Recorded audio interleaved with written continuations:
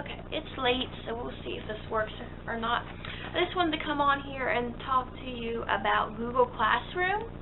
This is a new resource for us this year, and I just wanted to briefly go over with you what it was. So, Google Classroom, it is pretty much like a binder online for students. It's going to allow for me to go in and create assignments for your students to do without using paper. So real quick, briefly, what is Google Classroom? Google Classroom is a safe and secure web server that allows teachers to create, distribute, and grade assignments in a paperless way. The primary purpose of Google Classroom is to streamline the process of sharing files between teachers and students. It can improve communication between teachers, students, and parents by providing access to assignments, resources, grades, and due dates. So this says you can think of it as a digital binder for your child's assignments and resources. So how do you access Google Classroom? So you can find your child's classes on there very easily. So the easiest way to find your child's Google Classroom is to log in using their school Google account. In addition, some districts will provide teachers with access to a feature that enables them to send parents weekly or daily email summaries of assignments. I am not sure if our school is allowing that at this time. If it does, I will let you know later on. We are still kind of finalizing everything. So I'm going to go over a couple of steps for you to find your child's classes. So the first thing is you're going to log into Google with your child's email account. Alright, you will be provided with that at some point, should be within the next couple of weeks if you haven't been already.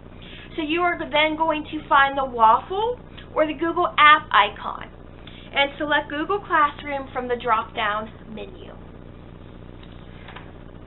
Okay. Once you have that, you are going to see a list of all the classes that your child has joined.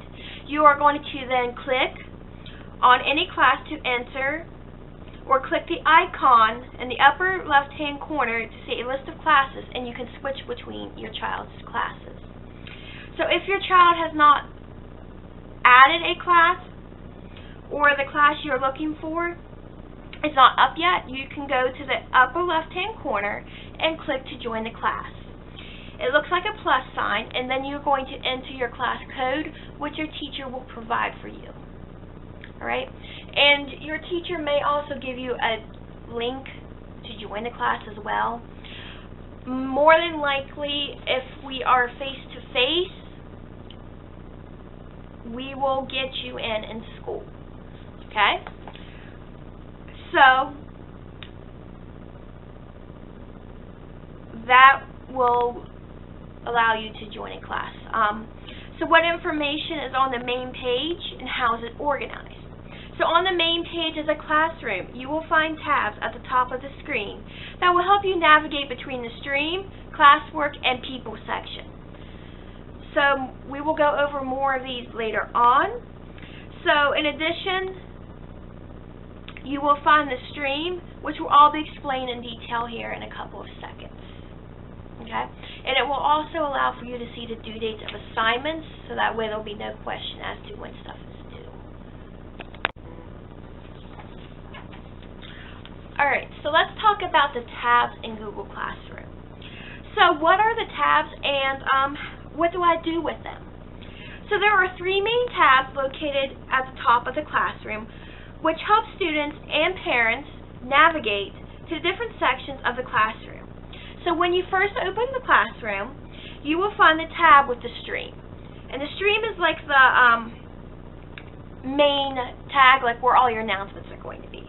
The second tab will be Classroom, and it has all the assignments, questions, quizzes, resources, and all the work your child needs to complete. The third tab is titled People, And it contains school email addresses of all the students in the class as well as the teachers. So that way there's no question as to what your teacher's email is. Now I am going to be providing you with my email so that way you can email me if you need help or if your child has any questions. Alright, so now let's talk about the stream. So the stream is where teachers post information for students. If you have an older version of Google Classroom, you will find announcements, assignments, and questions. The newer version of Classroom has announcements in the stream, which is what we have. And the assignments and the questions are under the Classroom tab. So just make sure you're checking with your school or your child's teacher to see what version of Classroom they have. So announcements. These are reminders or messages to students. They are organized with the most recent post on top and older posts below, so they are in order from dates or time posted. So announcements will have a white header without the clipboard in the corner. Alright, so Classwork. The Classwork tab is where you find your child's assignments. We may also post links and other resources needed to complete assignments. I use a lot of YouTube, so I am probably going to be linking helpful YouTube videos as well as helpful channels. Now, in the YouTube channel I have set up for my class, I have subscriptions under my channels tab on the YouTube station that have all the resources I use in class. So you can also look there.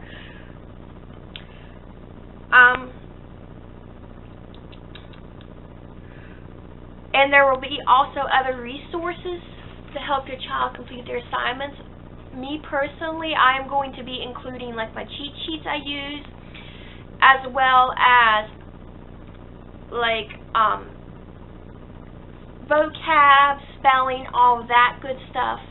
So that way it's all in one place and we don't have to spend so much time looking for it. And teachers can also post questions for students to answer in order to like have a class discussion on a topic of study. So this could be like your journal entries. It could be, for example, in math, it could be your child coming up with a question or a math problem that we can add to like a class bank. So the assignments tab is a paperless version of like your traditional assignments that students would receive through a handout.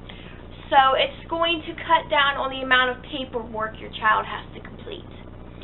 The clipboard icon in the upper left-hand corner indicates that the post is an assignment for students to complete. When a student clicks on the assignment, it will take them to a Google Doc, Google Form, or other tasks that they must complete and submit electronically. There may be links to other resources that will help students complete those assignments. Teachers may grade assignments and return them with a score via Classroom as well. So it's going to be a quicker way of us grading. So for example, on Google Classroom, we can set the questions to give your child immediate feedback on an assignment, so that way they know right away if they understood the concept or not. Now with extended response and short answers, I am still going to have to go in and grade that myself, but at least with multiple choice, it will allow you to see what your child needs to work on and what they're doing well with. So questions. Teachers can post questions for students to answer on the stream and encourage them to debate and talk about it. So this has to be enabled, but it also allows students to respond to the answers of their classmates. Now this may be a district or school-wide decision if students will be allowed to communicate amongst themselves via Google Classroom. So let's talk real quick about submitting assignments. So how does my child submit completed assignments, and how will we tell if assignments are done or late? So when a student opens an assignment, there will be a Turn It In button, at the bottom of the post. In addition, students will find the same button at the top of the assignment document. In the top right-hand corner of the assignment post will be a status message telling you if the assignment is not done, or late. You may also see a message indicating that the assignment has been returned with a grade. Okay, so kind of like our grade lock right now, where once the teacher goes ahead and enters, we have the option to mark excused, late, or missing. Okay, so it's going to work the same way. Now, you still probably are going to have to check grade lock to see if all assignments are current. Okay? So, email summaries is the last thing I want to talk about. I am not sure if this is enabled for my students, but in case somebody's out there watching it who does not go to my school, this may be something you want to know about. So, email summaries are a way for parents and teachers to communicate. If your child's school district and classroom teacher have enabled this feature, you may receive daily or weekly emails including missing work, upcoming due dates for work, and announcements. You need to have a Google account, and you can determine the frequency of the emails. You receive an email from your child's teacher that includes an invitation. When you accept that invitation, you can go to the settings to choose the frequency. And then you are going to log into your Google account and choose the settings at the bottom of the email summary. Sign into the email settings page, choose the frequency and the email that you would like to receive summaries for. Again, I do not know if we have this set up. If we do, I will let you know in the upcoming days. So, I hope this helped. It was pretty quick, and I know I don't have the best setup for this. And I'm just going to be honest with you, I am still learning Google Classroom myself.